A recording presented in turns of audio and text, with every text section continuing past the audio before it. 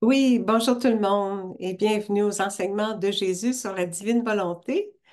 Aujourd'hui, je vous présente la leçon 2. Alors, on avait vu la leçon 1. Vous pouvez aller sur le site clairelanglois.com. Tous les vidéos sont là, vous allez le retrouver, la leçon 1. Ce sont des connaissances que j'ai soutirées des volumes Le Livre du ciel, des 36 tomes. Alors, je vous partage l'écran pour la leçon 2 sur les enseignements de Jésus. C'est sûr, c'est le rappel de la créature à l'ordre, à la place et au dessein pour lesquels Dieu l'a créé. Dieu nous a créés, il veut qu'on retrouve cette beauté originelle d'avant la faute de nos premiers parents, d'Adam, qui lui avait renoncé à la divine volonté pour vivre qu'avec sa volonté propre.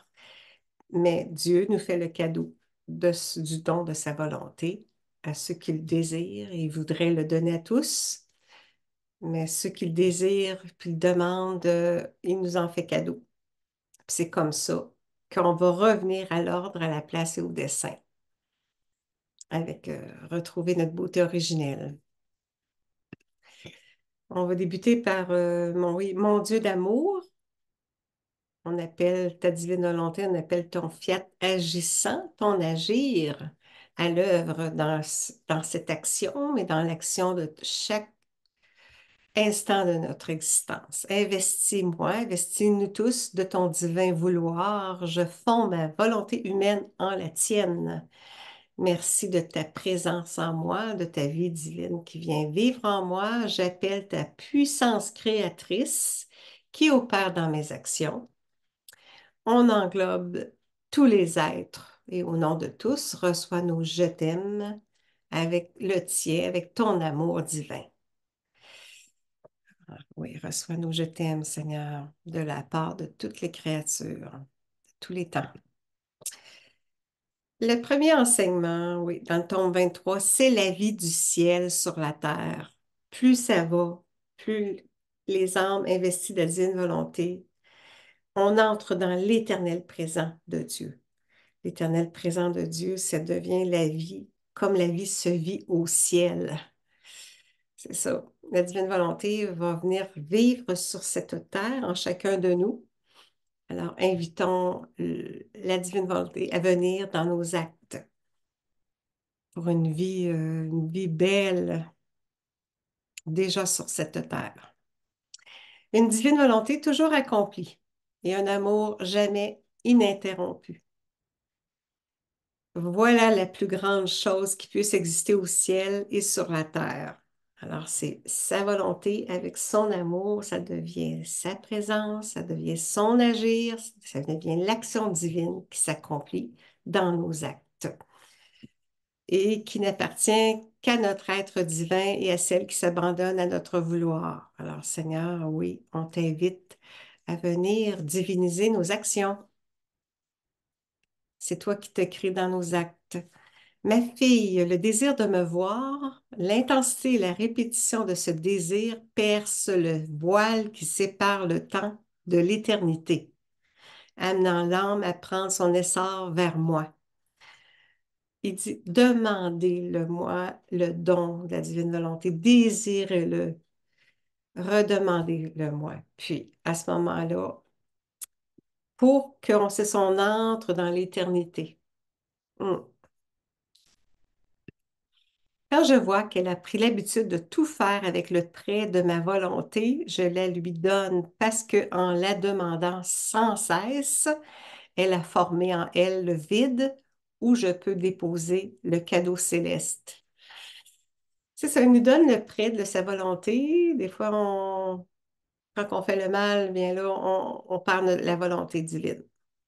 On redemande, insiste, il dit insistez pour que je vous le donne, ma volonté. Oui, c'est ça. Mais c'est intéressant ce qu'il dit en la demandant, cette volonté-là, sans cesse. L'âme forme en elle le vide où je peux déposer le cadeau céleste.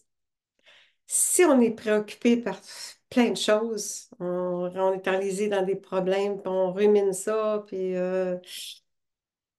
il n'y a plus de place pour déposer sa volonté. On a tout lui offrir. Le Seigneur, il dit, donne-moi tes misères, confie-toi en moi, dépose tout dans mon cœur miséricordieux pour faire de la place, pour que je puisse déposer ma volonté, ma vie en toi. En comprenant le grand mal de leur propre volonté, oui, notre volonté propre, c'est relié à l'amour propre, c'est relié aussi à une volonté pécheresse, à des attachements qui sont désordonnés, démesurés, souvent des attaches nuisibles. Elles vont laborer et se libérer du joug si dur de leur volonté humaine. C'est ça, c'est Dieu allège le fardeau en déposant sa volonté divine. Notre volonté humaine est c'est moins présent. Alors, pour se placer sous le doux empire de la mienne. Donc, être investi. Le Seigneur, il dit souvent, c'est le soleil divin, la divine volonté, c'est sous le soleil divin, lumi- la lumière de la divine volonté. On va se placer sous sa lumière. Quoi qu'il nous arrive, tout doit être matière à l'amour, car tout va servir à la consommation de notre volonté propre pour nous consumer en Dieu seul. Parce que il- Jésus il va consumer toutes les racines du mal qu'on a dans le cœur. On est entaché par la faute. Tout ce mal-là doit être consumé. Puis c'est son amour divin qui consume le mal en nous. Mais quoi qu'il nous arrive, tout doit être matière à l'amour. Ouvrons notre cœur, déposons, accueillons son amour pour que son amour consume le mal en nous. Entrer dans le centre du fiat et appeler sa puissance et sa vertu créatrice afin de lui donner l'occasion d'opérer dans son acte. Moi, j'utilise souvent le fiat, j'appelle l'agir de Dieu. Dieu est un Dieu agissant, il est créateur, il a une vertu opérante, le fiat opère, l'agir de Dieu possède une puissance, une vertu créatrice. Alors, on lui donne l'occasion, Seigneur, je dépose les prières que j'ai faites aujourd'hui pour des gens. Je dépose toutes mes prières faites de toute ma vie, Seigneur, et de toutes les prières faites de tous les temps, de toutes les âmes. Seigneur, pourquoi se limiter à Dieu? Il ne veut pas qu'on limite nos prières. Toutes les prières qui ont été dites de tous les temps, qui ont été dites, qui sont dites et qui seront dites de tous les temps, je les fais mienne, cette prière-là. Et toi, par substitution divine, tu viens vivre en moi, tu m'immerges en ta volonté, alors ton fiat opère pour de divins bienfaits, se crée, se multiplie et se déverse en tout et partout. Une diffusion universelle. C'est ça. Dieu, c'est un créateur, puis il est tout-puissant. Alors, on fait appel à lui dans nos actes, dans nos prières, dans nos actions, même dans l'acte de dormir. Seigneur, pendant que je dors, Seigneur, investis-moi de ta volonté, que mon sommeil soit divinisé, parce que c'est Dieu qui se crée dans chaque acte pour donner une valeur divine dans nos actions. Je veux sa volonté pour lui donner la mienne en échange et lui rendre tous les biens que l'homme a perdus. En perdant la volonté divine, on a perdu tous les attributs divins, les vertus, les qualités divines. Tout ce que Dieu possède, il veut nous redonner ça, tous ces biens-là. En étant immergé de sa volonté divine, on a on peut avoir en notre possession tous les biens divins. Alors, il dit, demandez-les-moi, tu as besoin de patience, de maîtrise, demande-moi ma patience, demande-moi ma paix. On a besoin de paix, on a besoin de joie. Donne-moi ta joie, Seigneur. C'est une joie divine, c'est une paix divine. C'est pas comme nous, on connaît là, sur terre. Par conséquent, ma fille, sois attentive et ne donne jamais vie à ta volonté si tu veux que la mienne règne en toi. Seigneur, on dépose notre volonté, on renonce à notre volonté, on la place en la tienne prend place en nous, elle nous investit pour diriger nos pas, pour une vie en correspondance à tes grâces. Ma fille, l'acte le plus beau et qui me plaît le plus, c'est l'abandon total dans ma volonté. L'abandon tel que l'âme oublie que son être existe alors que tout en elle est divine volonté.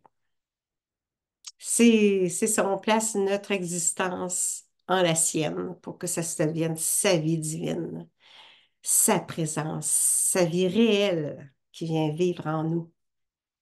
Alors, on s'abandonne, Seigneur, un abandon permet, Seigneur, un abandon total de mon être à ta volonté, en, en ton divin vouloir qui procède pour la divinisation de mon être.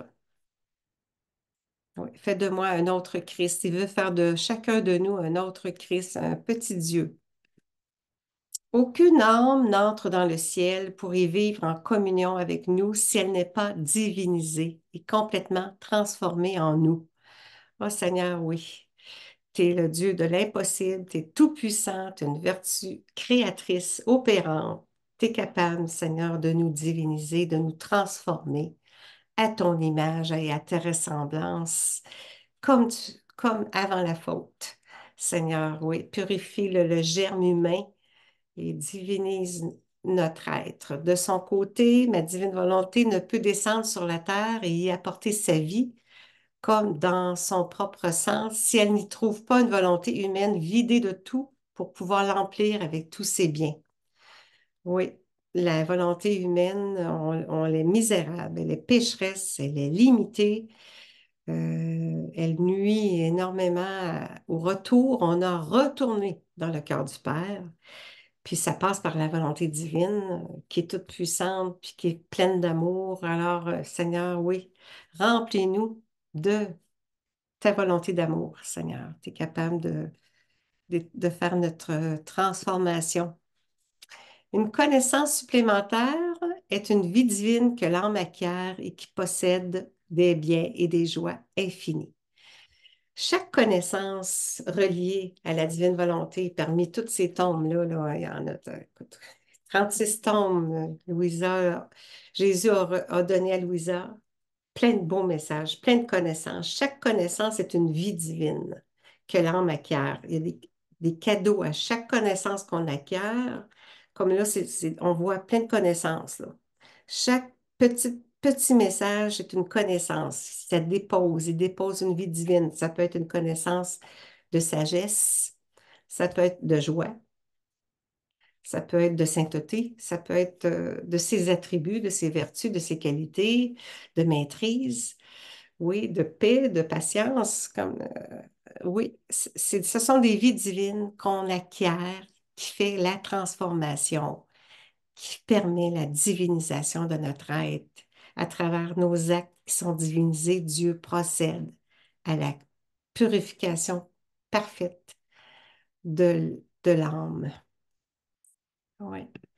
Ce que je te recommande, c'est d'acquérir l'esprit de prière continuelle, comme l'union de prière avec Jésus qui priait le Père quand que Jésus est venu sur la terre pendant son humanité. Il était toujours en prière continuelle avec le Père, en communion. Nous aussi, soit avec le cœur, avec l'esprit, avec la bouche et même avec la simple intention. Ayons cette intention-là de toujours être unis à Jésus. Ça la rend si belle à mes yeux que les notes de son cœur s'harmonisent avec les notes de mon cœur. Alors, c'est ça, une communion de cœur à cœur. On poursuit ce que, oui. Alors, le prochain, les créatures ont rejeté ma volonté, bien qu'à l'origine, elles vivaient en elles. Alors, sois attentive. Si tu veux faire une chose, ne la fais pas par toi-même, mais demande à ma volonté de la faire à ta place. Moi, dans mes actions, dès le matin, tous les actes préalables, je dis, non, Seigneur, tout ce que je vais faire aujourd'hui, investis-moi de ta divine volonté dans chacun de mes actes. Que ça soit toi qui se crée dans l'action pour que l'action soit faite dans l'ordre divin. Alors, c'est comme ça que, puis là, dans la journée, bon, là, je vais faire une petite conférence. Seigneur, viens, investis-moi de ta volonté. C'est toi qui fais la conférence, qui la présente. Viens dans mes paroles, que ce soit tes paroles, viens dans mes yeux, que ce soit ton regard, viens dans mes mains, que ce soit tes mains, que ce soit tes enseignements. Alors, c'est ta volonté qui va régner en la mienne. Je te donne toute la place. Alors, c'est comme ça s'appelle les actes préalables. Dès le matin, on fait les actes, on offre tout ce qu'on va faire dans la journée, mais aussi des actes actuels. Comme là, actuellement, je te demande que les bénédictions se répandent dans toutes les âmes qui écoutent la conférence. Dès maintenant, dans ton fiat opère, dès maintenant, des âmes sont touchées. Puis, oui, ça s'accomplit, ça se réalise. Ce sont de divines réalisations qui s'accomplissent, non pas par l'être humain, mais par Dieu qui vient investir l'humain. Ma fille, lorsque l'âme prie dans ma volonté, toutes les choses et les êtres créés sont attentifs. Ils arrêtent tout ce qu'ils sont en train de faire, se taisent et tout en admirant l'acte accompli dans la divine volonté, ils suivent la prière tous ensemble. Sa puissance appelle et s'impose à tous, ainsi ils font tous la même chose. Comme là, présentement, pendant qu'on fait on transmet, on partage les connaissances que Jésus nous a données, on les partage. Cet acte-là est un acte divin parce que c'est Jésus qui nous transmet les messages, qui parle à travers moi. À ce moment-là, la cour céleste sont attentifs et toutes les choses créées sont attentifs. Sa puissance s'impose sur tous. C'est grand. J'aime tellement les âmes qui vivent dans ma volonté que je les porte dans mes bras sans jamais les quitter. Oui, Seigneur, on a besoin. On a besoin que tu nous portes. Ouais. Ma fille, quand j'étais sur terre, avec mes mains et mes doigts, je créais des âmes et divinisais les actions humaines en leur donnant un mérite divin. Ça, c'est très important, ce message-là, là. Ça s'appelle les actes suspendus. Pendant son humanité, Jésus, il a travaillé tout le temps à diviniser nos actions. Toutes les actions que lui faisait, il nous englobait dans les actions pour rendre nos actes divins. Puis les actes qu'il a recréés, nos actes humains sont recréés, divinisés par Jésus, sont en suspens, attendant que la personne aille les chercher, soit demandant pardon, soit glorifiant le Père, apportant l'amour divin. On peut aller chercher nos actes sont suspendus, puis les prendre avec Jésus et les amener à la justice divine pour apporter satisfaction au Père, lui rendre ces actes-là. Parce qu'on usurpe, on vole, les actes faits sans la divine volonté, c'est comme un vol, ça ne devait pas être. Alors, il y a une réparation qui s'accomplit en allant les chercher, ces actes-là, en allant les porter. Il y a une réparation qui s'accomplit. Si ma passion les a rachetés, les âmes, ma vie cachée a attaché à leur acte, même les plus anodins, des mérites divins d'une valeur infinie. C'est ça, pendant sa vie sur Terre, sa vie privée, là, il a eu ses 3 années de vie publique, là, mais les 3 dernières années de sa vie, c'était public. Là, il a fait des miracles, on sait toute sa vie, mais sa vie cachée, pendant sa vie privée, tous les actes qu'il a pris, nos actes qu'il a pris, sur lui, il les a divinisés, il a donné une valeur infinie à ça. C'est ça. C'est ça les actes suspendus.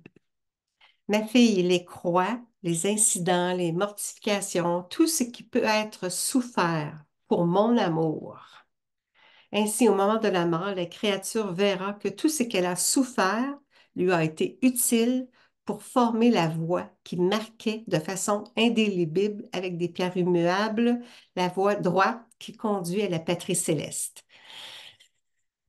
Tout ce qu'on souffre, si on accepte les souffrances dans l'amour, on dépose ça uni à Jésus, à son amour, lui aussi a souffert par amour pour nous.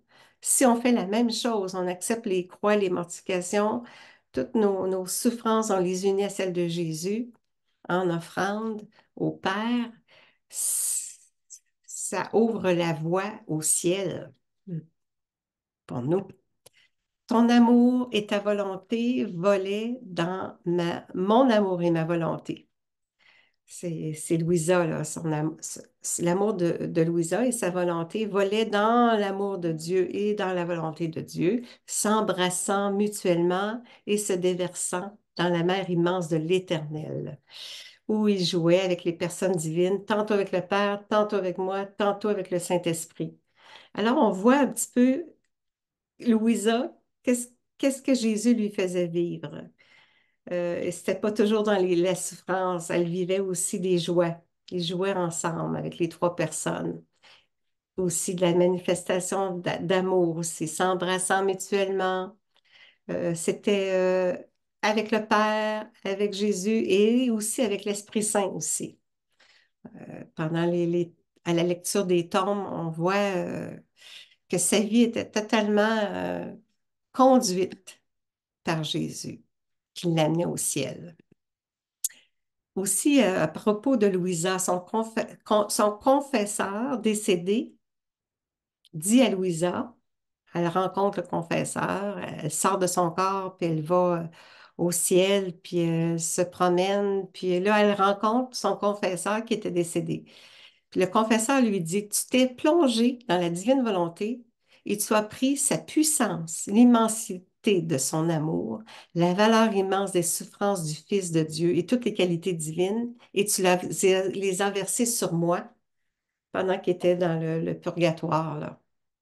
Je fus alors plongée dans le bain d'amour de l'être suprême. Ça y a fait un grand, grand, grand bien. Puis il lui demande, refais-le, refais-le. Alors nous aussi, on peut plonger dans la divine volonté, on prend sa puissance, on prend son amour, on prend ses souffrances, toutes ses qualités, puis on les verse sur toutes les âmes du purgatoire, Seigneur. Ça se fait maintenant, Seigneur. C'est toi qui fais l'action, la divinise pour que le bien universel se répande en tout et partout.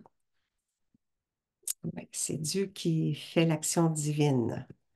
Ma fille, j'ai éprouvé une peine particulière pour chaque faute commise par les humains et j'ai associé un pardon pour le coupable.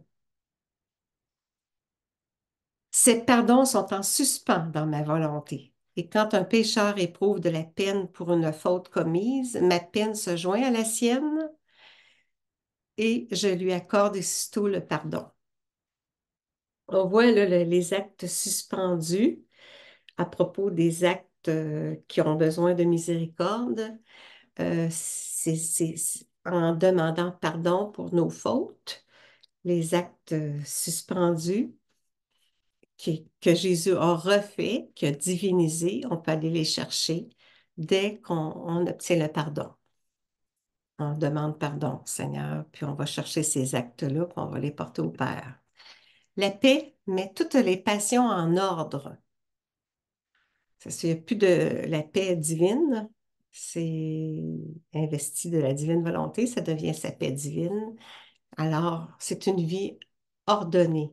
Mais qu'est-ce qui triomphe de tout, établit le bien complet dans l'âme et sanctifie tout?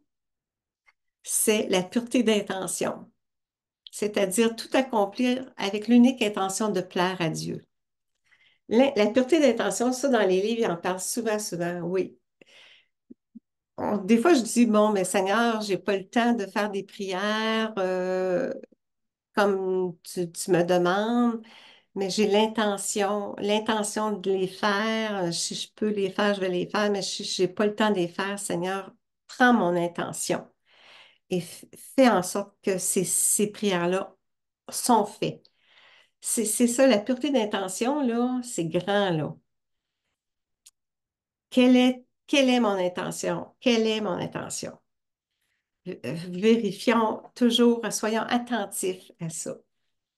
Puis demandons-lui, Seigneur, j'ai l'intention d'aider mon prochain, j'ai l'intention d'aller visiter telle personne. Il arrive un contretemps, on ne peut pas, il arrive quelque chose. Seigneur, tiens compte de que mon intention était bonne. Oui, divine intention. Ça, Seigneur en tient compte. La croix est la chaîne d'or très pure qui me relie à toi, mon plus grand bien, et qui forme la plus intime union qui puisse être en me faisant me transmuer en toi. C'est ça, Seigneur, oui, viens la transmutation de mon être, oui, pour que ça soit ta vie divine, même à travers les croix, Seigneur. J'unis mes souffrances aux tiennes. Ça, il dit souvent, tu as une souffrance, accepte-la, accueille-la, vis-la, mais après ça, tu me l'offres. Tu me la donnes, ta souffrance. Tu l'associes aux miennes. Parce qu'aux souffrances de Jésus, son amour est rattaché, son amour divin est rattaché. On dépose nos souffrances, notre amour humain en Dieu. Puis l'offrande devient une offrande divine pour de divins bienfaits, pour de divines réparations aussi, parce qu'il veut qu'on fasse les heures de la passion, qu'on répare. Parce qu'à ce moment-là, il poursuit l'œuvre de rédemption à travers nous, les humains. Tu dois savoir que l'acte le plus sublime et le plus héroïque qu'une âme puisse accomplir est de vivre et d'agir dans ma volonté. Quand une âme décide, il y a une décision là, décide de vivre dans ma volonté, nos deux volontés se fondent en une seule. Oui, la tienne, Seigneur, qu'elle vienne vivre et prendre toute la place. Je suis vraiment la fille du roi, le roi est mon père, je vis avec lui et son royaume est à moi. Il nous donne sa vie, il nous donne son royaume, et son règne vient s'établir en nous. Parmi tous les bienfaits que procure à l'âme la vie dans ma volonté, il y a celui de la sécurité. On se sent davantage en sécurité, on se sent davantage en paix, on vit une vie beaucoup plus harmonieuse. Les bienfaits, c'est de divins bienfaits dans notre vie, puis le royaume s'établit peu à peu en nous. Ça, c'est remarquable.